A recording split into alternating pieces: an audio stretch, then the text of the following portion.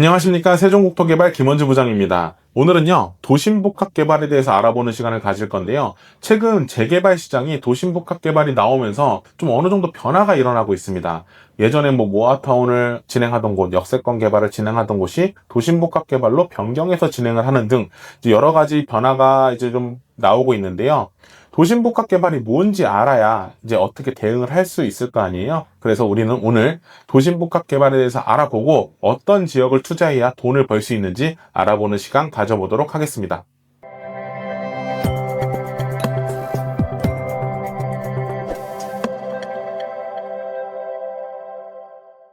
우리가 도심복합개발을 알려고 하면은 일단 알아야 되는 게 있는데 도심공공주택 복합사업이라는 내용을 알아야 돼요. 우리 3080 공공재개발 이런 내용은 많이 들어보셨을 건데 그게 어떤 내용이냐면은 예전에는 LH나 SH에서 공공에서 주도를 해갖고 재개발을 진행을 했다고 하면은 이게 민간에서도 이제 공공재개발처럼 이제 도심복합개발을 진행할 수 있게 바꾼 법이 이번에 개정이 됐다고 보면 좋거든요. 그게 25년 2월 7일에 개정이 됐어요. 여기에 핵심적인 내용을 보면은 일단은 민간이 참여를 해서 재개발을 진행할 수 있고, 그 다음 통합심의를 통해 갖고 이제 재개발 시간을 좀 단축시켜줬다는 내용이 여기 포함이 되어 있고요.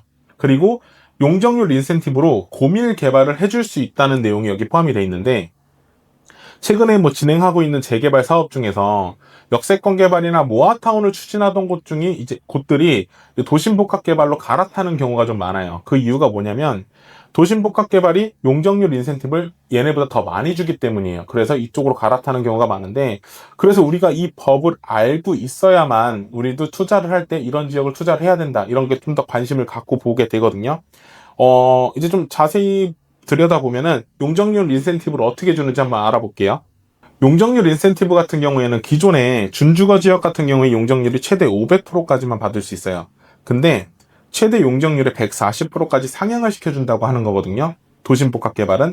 그럼 140%까지 상향을 받게 되면은 기존의 준주거 지역 500%였던 게 700%까지 상향을 받게 됩니다. 그럼 700%까지 상향을 받게 되면 어떤 일이 벌어지냐면 이런 재개발 지역이 사업성이 훨씬 좋아진다는 거예요. 사업성이 좋아지기 때문에 그만큼 원활하게 사업을 끌고 갈 수 있다는 내용이 이게 장점이고요. 그리고 이제 우리가 알고 있는 역세권 개발이라든지 이런 것들도 늘어난 인센티브만큼의 반은 이제 공공 임대를 위해서 이제 주게 되잖아요. 이 사업도 마찬가지로 늘어난 용적률 부분에 대해서 거기 늘어난 양의 60% 이상은 공공 분양으로 전환을 해서 공급을 하게 돼 있습니다. 이게 사업 기간도 단축을 해주고 이런 인센티브를 주면서 민간에서는 재개발을 통해서 수익을 얻고 아파트를 얻고 공공에서는 주택수가 늘어나는 효과를 같이 가져갈 수 있기 때문에 이 사업을 좀 더 적극적으로 추진하는 이유 중에 하나예요.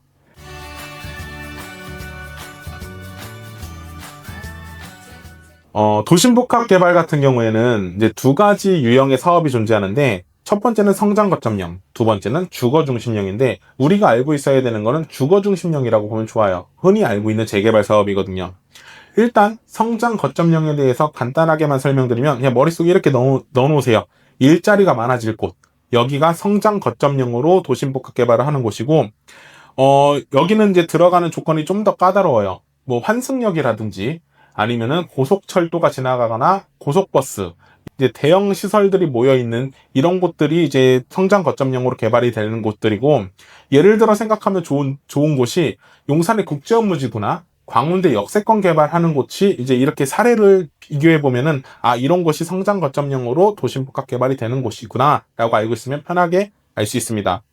여기에서 특징이 있다고 하면은 노후도와 상관없이 개발이 가능하다는 점, 이게 성장 거점형의 특징이고요. 우리가 더 잘 알아야 하는 게 주거 중심형에 대해서 알아보는 건데, 주거 중심형은요, 주거와 상업시설이 이제 공존할 수 있게 이제 복합 개발하는 내용은 여기에 같이 포함이 돼 있고, 여기서 입지적인 요건을 갖춰야 돼요. 일단은 역세권에서 500m 안에 있어야 되고, 또는 이제 노후 중공업 지역에서 주거 중심형으로 이제 도심복합 개발을 할 수 있어요. 노후도 요건은 중공업 지역으로 40% 이상을 맞추면은 이제 조건을 충족하게 되는데, 20년 기준으로 서울시 조례에는 60%를 갖춰야지만 재개발 요건을 갖출 수 있습니다. 제가 앞서서 말씀드린 것처럼 역세권 개발이나 모아타운 추진하던 곳이 뭐 사업성이 훨씬 좋은 도심 복합 개발로 갈아타는 이유가 이제 20년 기준으로 60%가 맞춰지는 조건들이 이제 대부분 갖춰져 있기 때문에 이 사업으로 갈아탄다고 보시면 좋을 거예요. 그리고 다음 내용을 보시면은 여기는 사업 절차가 간소화됐다고 했었잖아요. 일단 후보지를 발굴을 하고 혁신구역이 지정이 되면서 이제 권리 산정 기준일이 산정이 될 거고, 그다음 사업 시행 인가가 나고 관리 처분, 준공 이렇게 일반적인 재개발 진행보다 좀 단축되고 간소화돼서 진행이 되게 되는 거고요. 이제 기존에 진행했던 방식과 조금 다른 내용이 하나가 있다면은 보통 재개발 사업은 조합원이 시행자가 되잖아요. 도심복합개발 사업 같은 경우에는 신탁사나 리츠사가 시행자가 되기 때문에 좀 더 전문적인 기관에서 사업을 끌고 가기 때문에 아무래도 또 속도 면에서도 빠를 거고 이제 완성도 면에서도 다른 사업보다는 좀 더 원활하게 진행을 할 수 있다는 점을 알고 계시면 좋을 거예요. 기존에 있던 제도와 비교를 해보면은요, 잘 알고 계시잖아요. 모아타운하고 신속통합기획과 비교를 해볼게요. 일단은 용적률 인센티브 같은 경우에는 신속통합기획과 모아타운은 거의 비슷합니다. 뭐 종상향을 해줘도 250에서 300% 정도 받아갖고 용적률을 이제 재개발을 진행을 하게 되는데, 도심복합개발 같은 경우는 아까 그 종상향과 140%의 이제 인센티브를 주기 때문에 훨씬 더 많은 사업성을 여기서 갖고 갈 수 있다는 점이고, 그리고 사업 속도 면에서도 신속통합기획도 이제 모아타운보다는 좀 빠르잖아요. 그 이유가 모아타운은 여러 구역이 이제 모여갖고 조율을 해야 되지만 신속통합기획 같은 경우 한 구역으로 묶여서 추진을 하기 때문에 모아타운보다 빠르고, 근데 신속통합기획보다 빠른 게 도심복합개발이라고 보시면 좋아요. 근데 신속통합기획은 역 근처에 없어도 진행을 할 수 있지만 도심복합개발은 역 근처에 있어야 되기 때문에 조건이 좀 더 까다롭다고 보면 맞습니다. 도심복합 개발에서도 이제 권리 산정 기준에 대해서도 이제 주의를 하고 투자를 하셔야 되니까 권리 산정 기준을 말씀을 드리면은 도심복합 개발은 구역 지정일이 권리 산정 기준일이 되는 점, 그걸 알고 진행하시면 좋을 것 같고요. 지금까지 설명드렸던 내용 중에 모아타운과 제가 이제 하나씩 비교를 해갖고 조금씩 설명을 드렸었잖아요. 모아타운과 그리고 공공재개발과 그는 어떤 식으로 다른지도 한번 비교를 한번 해봐 드릴게요.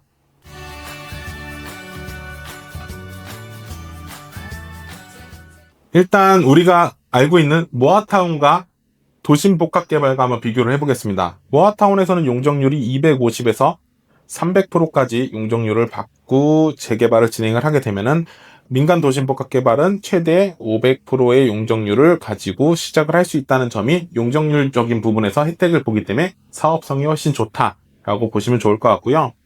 민간 도심복합개발은 이제 최소 면적이 있어요. 사업을 시행하려면. 이제 10,000제곱미터 이상이 돼야지 이제 사업을 추진을 할 수 있고, 모아타운 같은 경우는 면적 제한이 있습니다. 10만 제곱미터 이내에서만 재개발을 진행할 수 있어서 민간 도심 복합 개발이 뭐 구역만 넓다면 훨씬 큰 규모의 개발을 진행할 수 있다는 점이 이제 모아타운과 도심 복합 개발의 차이점이고요. 노후도 요건을 보면은요, 민간 도심 복합 개발은요, 노후도 요건 서울 기준이에요. 20년 이상 60%의 조건을 채워야지만 노후도 요건을 채울 수 있고, 모아타운이 민간 도심복합개발보다는 조금 더 여유롭습니다. 20년 기준으로 50% 요건만 채울 수 있으면 진행을 할 수 있는데, 서울시에 모아타운 조건이 안 되는 지역은 거의 없다 보니까 모아타운을 다 추진을 하는데, 그래도 이제 도심복합개발과 뭐 맞물려 갖고 도심복합개발을 진행할 수 있으면 제가 봐도 모아타운보다는 도심복합개발 쪽으로 좀 바꿔서 추진을 할 수 있지 않을까라는 생각이 들어요. 도심복합개발 같은 경우에는 민간주도 방식과 공공주도 방식이 이제 두 가지 방식이 있었는데, 공공주도 방식이 지금까지 추진이 안 됐던 이유도 이걸 보면 좀 아실 수 있을 거예요.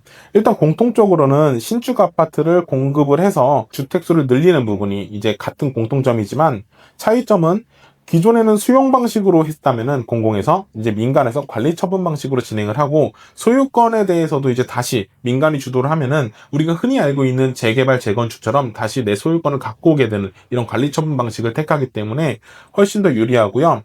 지금까지 뭐 수용 방식으로 진행해서 뭐 우선 공급권을 준다는 이런 공공 재개발 방식 같은 경우에는 이제 사업성이 많이 떨어지기 때문에 이렇게 추진을 꺼려 했었어요. 그렇기 때문에 이렇게 이제 민간으로 개발할 수 있게 법이 개정됐다고 보시면 되고, 민간 주도 방식에서는 사업성에 대해서 뚜렷하게 이제 큰 효과를 나타내고 있어요. 이게 이 재개발 사업을 끌고 가는 원동력이라고 보시면 좋습니다. 이제 민간 도심복합 개발은 앞에서 말씀드린 것처럼 성장 거점형과 주거 중심형으로 이렇게 개발이 되지만 우리는 주거 중심형을 포커스를 맞춰갖고 투자를 계획을 해야 된다는 점을 이제 다시 한번 말씀을 드리고요. 오늘 강의를 통해서 이제 여러분께 말씀을 드리고 싶었던 내용은 이거예요. 어떤 지역을 봐야겠어요?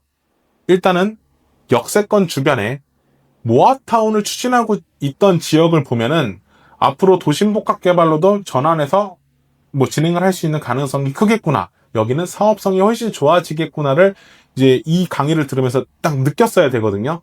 저희는 그런 지역을 좀 찾아서 이제 투자를 하시는 걸 좀 권해드리고 싶고요. 그런 지역을 실질적으로 여러분께서 찾아보기는 쉽진 않잖아요. 그런 내용을 도와드리기 위해서 저희 세종국토개발에서 여러 지역들 물색하고 좋은 지역들도 이미 후보군으로 만들어 놨기 때문에 저희한테 연락 주시면은 좋은 물건도 추천드리는 시간 가져보도록 하겠습니다. 지금까지 도심복합 개발에 대해서 말씀을 드렸는데요. 좀 어려울 수도 있지만 쉽게 말하면 국토부에서 진행을 하면서 조금 더 인센티브를 줄 테니까 집을 지어라. 나도 공급을 가져가겠다. 라는 내용 머릿속에 넣어 놓으시고 그럼 다음 시간에도 재개발을 투자할 때 저희가 도움이 되는 이런 영상으로 다시 한번 찾아뵙도록 하겠습니다. 저희한테 연락 주시면 좋은 물건 가져가실 수 있습니다. 지금까지 세종국토개발 김원주 부장이었습니다. 감사합니다.